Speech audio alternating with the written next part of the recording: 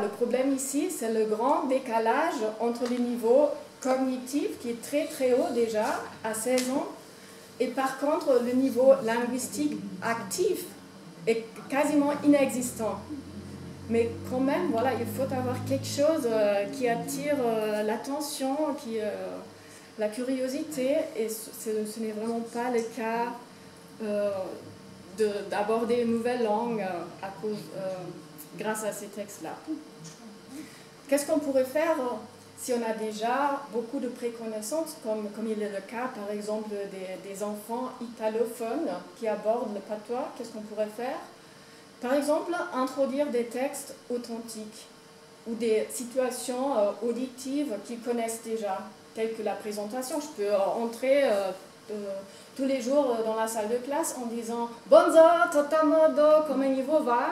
Et le troisième jour, si nous voyons très jours de suite « Guten Tag, wie geht es Ihnen ?» Le troisième jour, vous comprenez, vous savez déjà répondre sans avoir fait d'effort. Et voilà, une autre question à vous. Qui parmi vous a l'habitude de lire en patois? Qui lit en patois de temps en temps?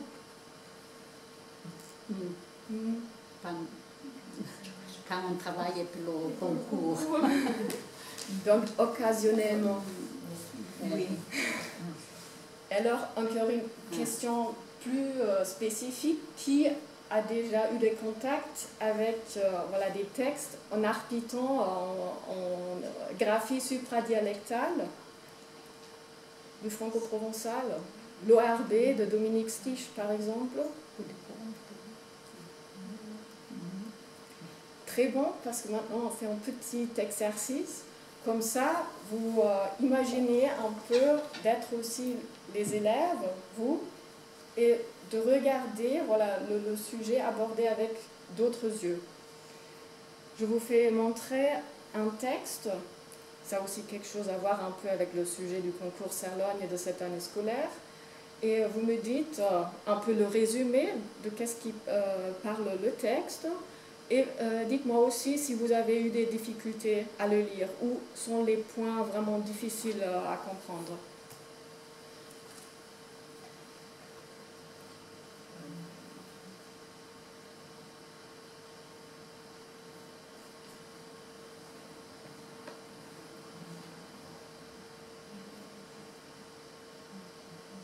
C'est lisible?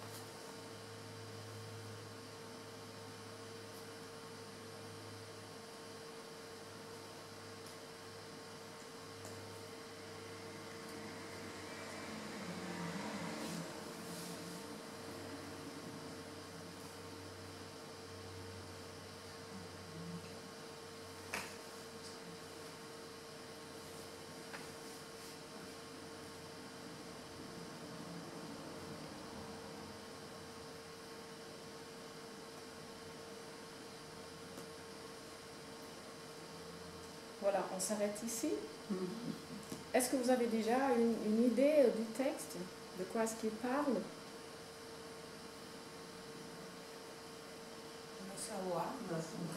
Évidemment, on a le titre, parfait. De la géographie. De la naturelle.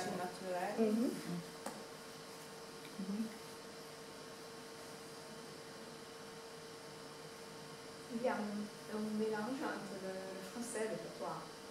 il y a des mots en français, des mots patois, en franco-provençal, qui me rappellent mon patois. Comme je viens de dire, c'est un orthographe voilà, très étymologique et du coup il ressemble assez au français. Mais je vous assure que c'est uniquement du franco-provençal. D'autres, je ne connais pas. D'autres sont connus.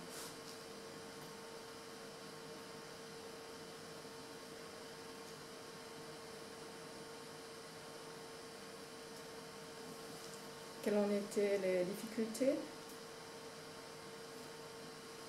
En général, on comprend le texte. Oui. Qui a dit mais?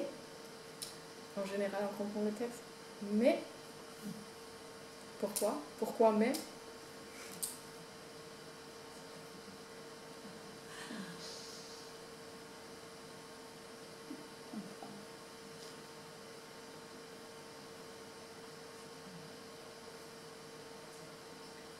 Donc nous effaçons le mais et on n'en parle pas. Alors, donc tout le monde a compris. Oui. Au moins à peu près. Oui. Oui, d'accord. Sur ça, on est d'accord. Et en fait, vous avez déjà fait une petite expérience, vous vous êtes approché à une variante du franco-provençal qui n'est pas la vôtre. Donc ça pourrait être vu un peu comme nouvelle langue aussi, dans ce cas. Parce que voilà, comme on a beaucoup de variétés, une est plus proche de l'autre et d'autres sont plus distantes. Et comme en linguistique, il n'y a pas de limite très claire entre ce qui fait encore partie d'une langue, ce qui est déjà une autre langue par définition. On a ici un tel cas que voilà, ce n'est pas vraiment la votre variété, mais c'est quelque chose qui ressemble encore, mais voilà. Et donc, vous avez vraiment le cas, par exemple, maintenant, ce que vous ressentez, ce que vous avez comme sensation, comme un élève italophone, qui n'a pas encore de connaissance du patois. Donc, c'est quelque chose qui ressemble, qui se comprend à peu près, sans avoir déjà l'habitude d'écrire dans ce type de graphie. Voilà, donc on a quelque chose qui cognitivement est intéressant, mais on retrouve quand même des choses qu'on sait déjà. Donc ça pourrait être un stimulus pour tout le monde, y inclut l'enseignant, parce qu'aussi, voilà, nous sommes aussi comme adultes, nous avons toujours l'occasion d'apprendre quelque chose. Et ça c'est intéressant, surtout l'aspect graphique, parce que si vous avez dans une classe, vous avez des enfants patoisants, vous avez des enfants non patoisants, et pratiquement vous pouvez être sûr que personne ne sait, que personne n'a l'habitude de lire et écrire en patois. Ça c'est un grand avantage et vous pouvez présenter un tel texte à tout le monde et ça sera nouveau pour tout le monde et quand même il y a déjà des choses qu'ils connaissent là-dedans. Et en fait, si on aborde une nouvelle langue et si on arrive déjà à lire un beau morceau de texte, après on est très fier. Tu sais, je réussis déjà à lire toute une page en patois. Je ne sais pas parler, mais voilà, regarde ce que j'ai lu. Ce que j'ai lu. Et voilà, pourquoi est-ce que c'est possible de comprendre un texte comme ça aussi pour quelqu'un, par exemple, qui comprend, qui parle seulement le portugais, l'espagnol, est quand même en mesure de comprendre un texte comme ça, parce que les textes de ce genre ont un vocabulaire où il y a beaucoup de mots de lexique international. Et les adultes, plus ou moins, en connaissent 5000.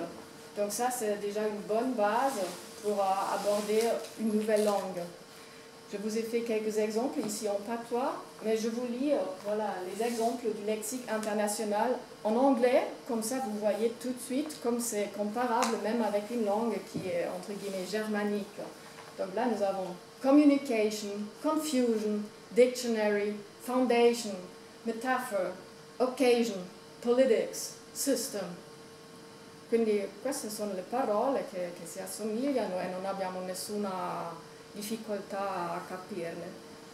Poi il secondo pezzo, lì abbiamo delle parole che sono specifiche a una cultura e anche queste sono internazionali. E ve li leggo in tedesco e vedete che capirete anche il tedesco. Buddha, caffè, cioccolata, cowboy, Ski, Iglu, Judo, Karaoke, Pizza, Sauna, Tee, Tomate, Tsar, Yoga, Yoga. Et vous voyez, il y a déjà beaucoup de vocabulaire en commun qui nous facilite à comprendre des langues que nous ne maîtrisons pas encore parfaitement.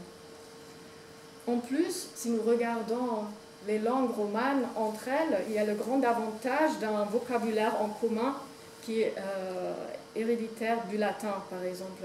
Nous avons une quantité de mots qui se ressemblent. Ici, on a voilà, une statistique qui prend en considération 9 langues romanes, le portugais, l'espagnol, le catalan, le français, occitan, italien, sarde, gréco-romain, roumain. Il n'y a pas encore le franco-provençal, donc vous pouvez imaginer, on peut encore élargir cette statistique.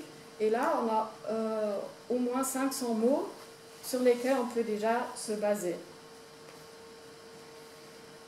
Veiem qualques exemplos em patuè, mezi zonto en acolonga en patuè, et nous veiem que, à part poca des exceptions, que ceux sont en couleur, nous veiem veio de paroles qui se semblent avec les autres langues romanes.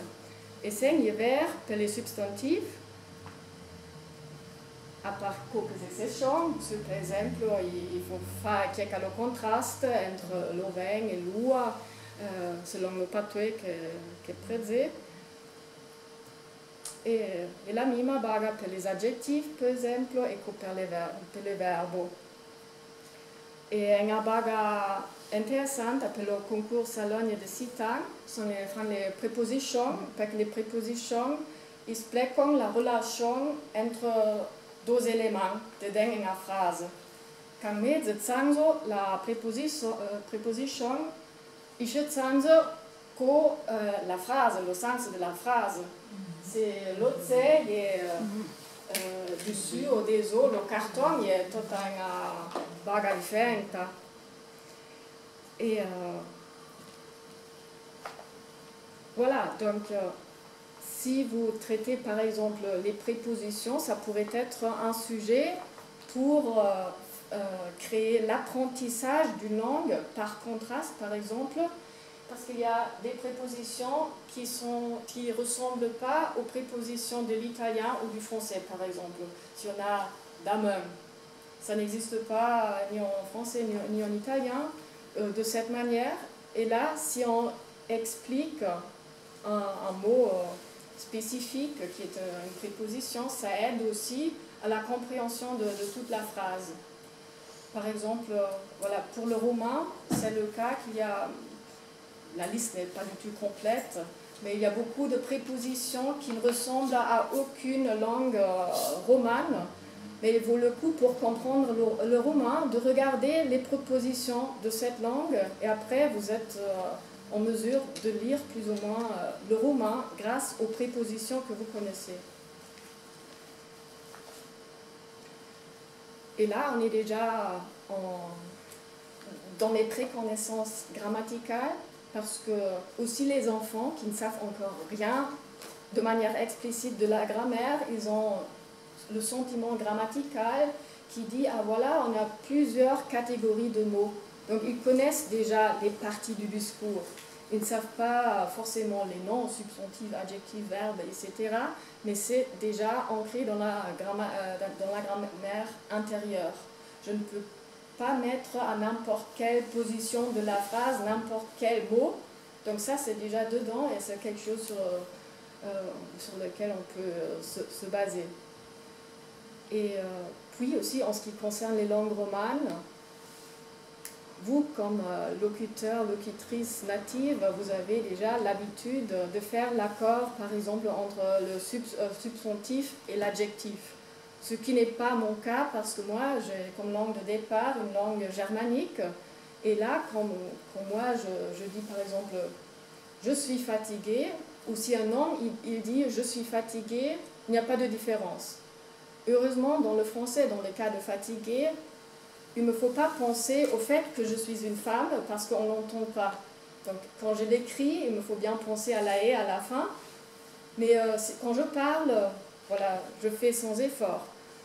Par contre, si moi je dois dire en italien « io sono stanca », già la cosa cambia. Devo aver presente che sono una donna e aggiungere la alla fine.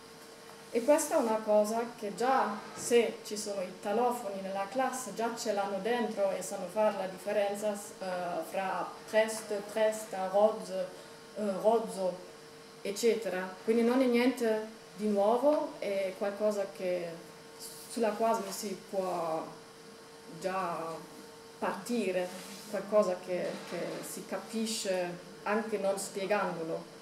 Poi sottolinearlo facendo qualche piccola spiegazione non guasta, ma comunque è già qualcosa che è conosciuto. Et puis une chose voilà, vraiment complexe de la langue, c'est les mots deictiques, c'est-à-dire les mots qui indiquent un lieu, une personne et un moment du temps. Par exemple, moi, je dis moi, ça veut dire Anya, mais si quelqu'un de vous, il dit moi, ça ne veut pas dire Anya, ça change tout de suite. Et ça, c'est quelque chose que les enfants savent déjà, c'est une chose vraiment complexe, qu'un même mot peut se référer à des entités différentes. Ou si moi, je dis aujourd'hui, ça vaut seulement pour cet instant, parce que demain, si je dis demain, aujourd'hui, c'est déjà autre chose, ça indique un autre moment, et si nous nous rendons compte de ce fait, c'est vraiment une chose complexe que tous les enfants maîtrisent déjà. Puis il y a par exemple aussi la formation des mots qu'on aborde rarement dans les cours de langue étrangère.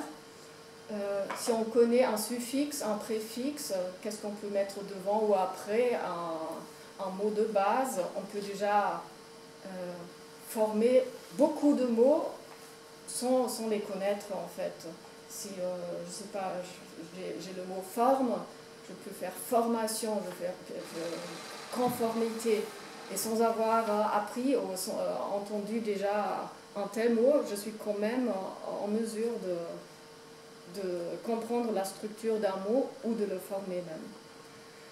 Ce qui est au centre de l'intérêt du cours à l'école, c'est souvent la déclinaison et la conjugaison des verbes, des substantifs, etc. Et qu'est-ce que je voulais dire ? Donc, si on focalise vraiment sur ça, c'est important quand on aborde une autre langue de faire voir les ressemblances. Parce que tout ce qui ressemble fait semblant de devoir y mettre moins d'efforts. Parce que ce qui ressemble, il ne faut pas faire d'efforts pour l'apprendre. Si nous regardons ici l'exemple des adjectifs, ça fonctionne à la même manière. En français, si on ne regarde pas la graphie, mais si on prend en considération seulement le son, nous avons donc la même manière de former le féminin des adjectifs. On pourrait même faire la comparaison avec l'italien, et vous voyez, grâce aux couleurs, 3/4 de la déclinaison est assez comparable à l'italien, donc c'est peu d'efforts pour l'apprendre. Et la même chose vaut aussi pour les verbes. Là, on pourrait comparer par exemple les désinences, qui en partie sont les mêmes, et il en reste très peu de formes que les enfants ne connaissent pas encore. Et la même chose vaut aussi à un niveau beaucoup plus abstrait. Et j'aurais bien aimé savoir de ce phénomène, quand moi j'étais à l'école. Il y a des schémas abstraits qui se répètent dans toutes les langues romanes. Regardez seulement les couleurs. On a donc le bloc en haut et une ligne en bas. Et ça, c'est un schéma abstrait. Et maintenant, si nous regardons l'exemple, c'est le verbe aller. On a un radical et un deuxième qui apparaissent seulement dans la première et deuxième personne au singulier. Et ça, par exemple, c'est une chose, voilà, on retrouve dans toutes les langues romanes. Je pourrais vous faire, par exemple, la déclinaison du verbe dormir en espagnol, et vous voyez que c'est le même phénomène. On a donc duermo, duermes, duerme, dormimos, dormis, duermen. Nous avons ce changement entre duer et dort. Et ça suit le même schéma ici du verbe aller. On a les trois formes du singulier qui sont les mêmes avec la troisième au pluriel. Et ça se répète dans toutes les langues romanes. Et une fois qu'on est conscient de ce fait, il n'existe quasiment plus de verbes irréguliers. Parce que tout entre dans ce schéma. Et sinon, dans ce schéma, il y a deux autres, où voilà, c'est la première et la dernière personne qui ont la même forme. Par exemple, voilà, venire, qua abbiamo vieni, viene, e poi c'è lo schema più forte, quello della prima e dell'ultima persona, vengo, vengono, e questo va sopra quel schema che abbiamo lì. E, sì, forse questa è vale la pena di approfondirlo un po' perché serve per molte lingue romanze.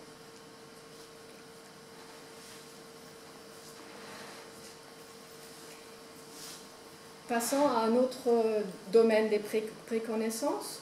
Nous sommes déjà tous alphabétisés et pourtant nous ne lisons pas de la même manière. Déjà, on peut employer des différentes stratégies de lecture. Par exemple, pour le texte de la savoir, une approche pourrait être, voilà, je lis le titre, je survole un peu, je regarde de ce que se parle, mais je ne lis pas mot par mot. Et quand même, je me fais une idée du contenu. Ou par exemple, je veux chercher une information particulière, je ne lis donc pas tout le texte, mais je cherche, je survole et voilà, je saisis l'information dont j'ai besoin. Mais il y a encore d'autres manières de lire, et c'est plutôt voilà, la technique de lire. On peut lire à haute voix, et je vous ai observé, quand vous avez lu le texte sur la savoir, quelques-unes parmi vous en fait. Voilà, donc ça, c'est la lecture silencieuse, mais avec subvocalisation. Le mot, le son du mot apparaît déjà dans le cerveau. Donc vous lisez et en même temps, il se crée le son des mots dans le cerveau. Donc on a quand même si rien ne sort de la bouche, on a cette prononciation mentale. Mais il y a encore une autre manière de lire, et c'est de lire seulement avec les yeux et pas du tout avec la bouche. Donc la bouche reste inerte et ce sont seulement les yeux qui saisissent le sens. Il n'y a pas de son qui se produit à l'intérieur du cerveau. Je vous raconte une petite anecdote. Je connais une fille et quand elle est rentrée à l'école, elle avait voilà, vraiment soif de savoir lire et écrire parce que ça lui a intéressé, toutes les affiches dans les rues. Et je veux absolument voilà, apprendre à lire. Donc elle a appris vraiment rapidement, mais pendant les premières 3 années de l'école, tous les enseignants lui ont dit « mais tu ne sais pas lire ». Tu ne sais pas lire, parce qu'elle avait de la peine à lire à haute voix. Elle n'arrivait pas à lire à haute voix. Et c'était une humiliation incroyable pour cette fille d'entendre de tout le monde, de faire des devoirs à la maison pour améliorer la prononciation, etc. Et à cause de cette mauvaise prononciation, cette mauvaise intonation, quand elle lisait, tout le monde était convaincu qu'elle ne savait pas lire. Et c'était tout le contraire. Parce que qu'est-ce qu'elle faisait? Elle lisait sans subvocalisation. Tous les camarades de classe ont appris à lire en enchaînant les lettres, on lit une lettre par une et on forme le mot. Et elle, par contre, avait tellement soif, elle saisissait le mot tout entier et elle lisait comme ça. Donc il y avait le problème, elle lisait avec les yeux, elle était déjà à la 10e ligne. Par contre, la bouche n'était pas si rapide, elle était donc à la 2e ligne et à un certain moment, ça devient difficile de prononcer bien les mots parce que les yeux, en étant beaucoup plus curieux, étaient déjà en bas de la page et la bouche n'arrivait pas à suivre. Et donc ça, c'est une manière de lire sans subvocalisation que je vous conseille de le pratiquer, par exemple, avec le franco-provençal. On a un grand choix de graphie. Peut-être on a un grand choix aussi, on prend un texte d'un autre village, même peut-être de la Suisse, de la Savoie, et on peut le faire quand même si on ne sait pas comment prononcer bien les mots qui ont été écrits. Et je vais vous proposer à nouveau un petit bout de texte et essayer cette fois de lire seulement avec les yeux et la bouche, on la laisse dehors. Je vous anticipe déjà, il y a 2 parties, donc 2 sujets un peu différents. Et après cette lecture, je voudrais bien encore de vous savoir de quoi est-ce que parle le texte, quels sont les faits les plus importants, et à un autre niveau, qu'est-ce que ça a fait comment ça a été pour vous de lire ou d'essayer de lire sans la subvocalisation.